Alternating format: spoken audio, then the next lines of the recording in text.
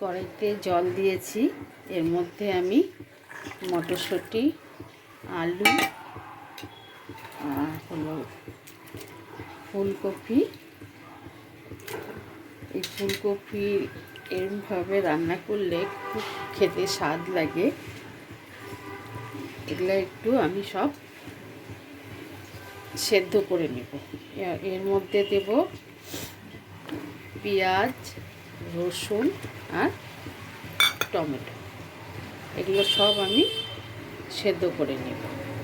সেদ্ধ করে নিয়ে তারপরে এটা রান্না করব। এভাবে করে দেখতে পারেন, ফুলকপি একদম অন্যরকম লাগে এবং খেতে খুব ভালো লাগে। এগুলো আমার সিদ্ধ হয়ে গেছে, এখন এটা গ্যাসটা অফ করে দেব। দিয়ে এগুলো নামিয়ে নিয়ে আমি একটু ঠান্ডা করে নিব, যার জন্য পেঁয়াজ, টমেটো এগুলো পেস্ট করে নিব। কড়াইতে সরষের তেল দিয়েছি, তেল গরম হয়ে গেছে। এখন সেদ্ধ করা আলু আর কপিটা একটু হালকা করে ভেজে নেব।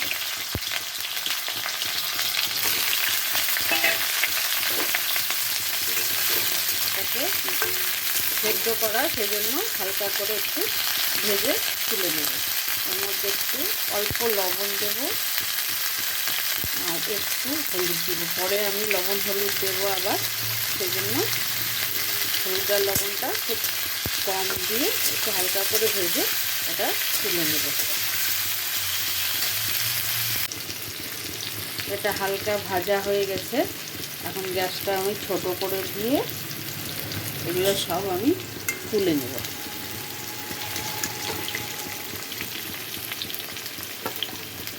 এগুলো বেশি ভাজার দরকার নেই, যেহেতু সেদ্ধ করা আছে, এই জন্য হালকা ভেজে তুলে নিলেই হয়ে যাবে।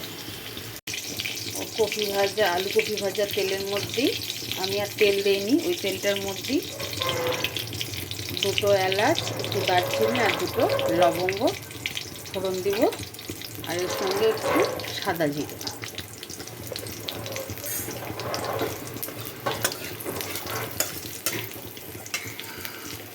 এখন যে সেদ্ধ করা যে টমেটো, পেঁয়াজ, রসুন বেটে রেখেছিলাম, এটাকে দিয়ে দিই।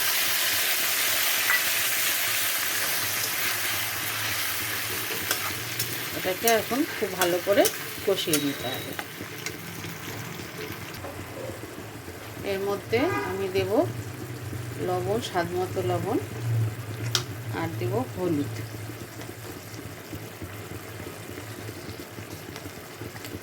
এটাকে একটু কষিয়ে নিয়ে তারপর আমি এর মধ্যে মশলা দেব। এটা খুব টেস্টি হয় খেতে, রুটি দিয়ে, ভাত দিয়ে, দুটো দিয়ে খুব ভালো লাগে খেতে। এর মধ্যে আমি এখন মশলা দেব। আমি দেব জিরের গুঁড়ো 1 চামচ, ছোটো চামচের 1 চামচ আর একটুখানি। আর ধনের গুঁড়ো দেব, ধনের গুঁড়ো দেবো ছোটো চামচের 1 চামচ আর সামান্য। আর লঙ্কার গুঁড়ো দেব 1/2 চামচ। ঝালটা নিজেদের স্বাদ মতো কম বেশি আপনারা করে নিতে পারেন। এটাকে এখন ভালো করে কষিয়ে নেব।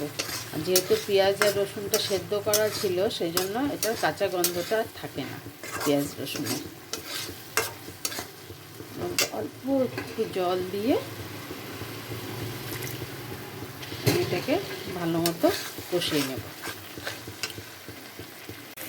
মশলাটা কষে গেছে, এখন আমি এখানটায় পরিমাণ মতো জল দিয়ে দেব। খুব বেশি জল দেব না, এটা মাখা মাখা হবে। এখন এর মধ্যে আমি ভাজা আলু, কপি আর মটরশুঁটি সেদ্ধ, সেটাও এর মধ্যে দিয়ে দেব।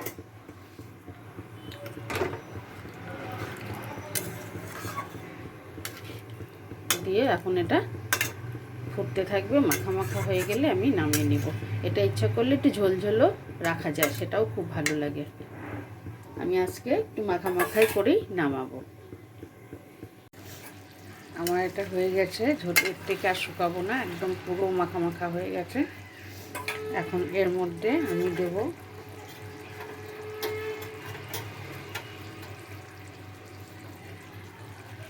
এর মধ্যে গরম মশলা দেব। গরম মশলা বেশি দেব না, একদম ছোট্ট চামচে, এই 1 চামচের একটু কম। আর একটু ঘি দেব।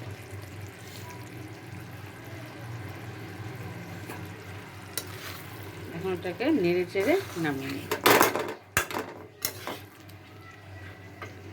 গ্যাসটা অফ করে দেব।